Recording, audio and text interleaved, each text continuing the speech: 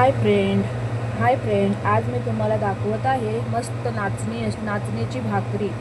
चला तर मग आपण नाचणीची भाकरी कशी बनवूया ते बघून घेऊया. त्यासाठी इथे मी थोडं पीठ घेतलंय. एवढ्या पिठातून माझ्या 3 ते 4 भाकऱ्या तयार होणार आहेत. त्यासाठी आता आपण हे भाकरीचं पीठ थोडं थोडं पाणी टाकून मळून घ्यायचंय. बघू शकता, असं थोडं थोडं पाणी टाकून मळून घ्यायचं आहे. एकदम पाणी टाकायचं नाही, जेणेकरून ते पातळ होऊ शकतं पीठ.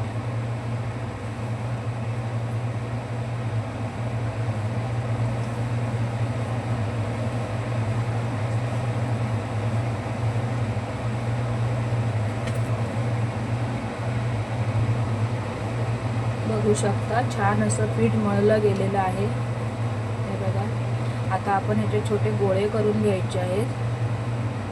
बघू शकता, असा गोळा करून घ्यायचा आहे.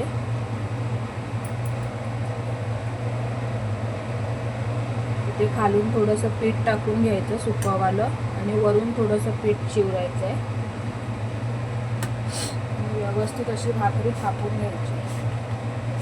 भाकरीचा पिठाचा गोळा जास्त मोठा घ्यायचा नाही आहे. तुम्हाला ज्याप्रमाणे जमेल त्याप्रमाणे गोळा घ्यायचा आहे.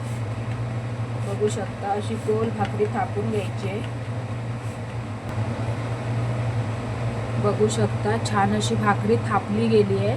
आता आपण ती तव्यावर टाकून घेऊया.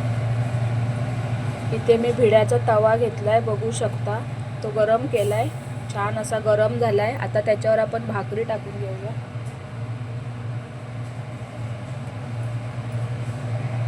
बघू शकता, अशी भाकरी उचलून घेतली आहे.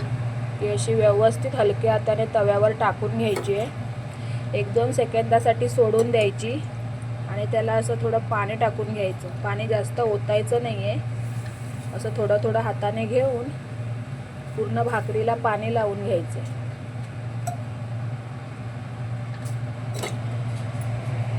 पाणी लावल्यानंतर 2 मिनटं सोडून द्यायची तशीच.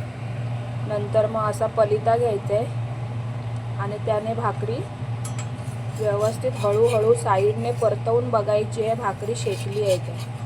बघू शकता, चारी बाजूने भाकरी उचलली गेली आहे. आता ती उचलून उलट्या बाजूने पलटून घ्यायची आणि व्यवस्थित शेकू द्यायची.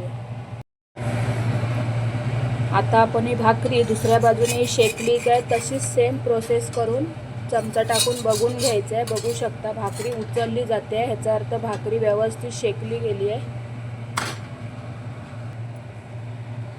बघू शकता, भाकरी एकदम मस्त शेकली गेली आहे. आता ह्या आतली बाजू आहे तीही शेकवायची आहे, म्हणून उलटी करून घ्यायची आहे आणि व्यवस्थित शेकवून घ्यायची आहे. बघू शकता, भाकरी किती टम्म फुगून आली आहे. एकदम व्यवस्थित फुगून आली आहे भाकरी.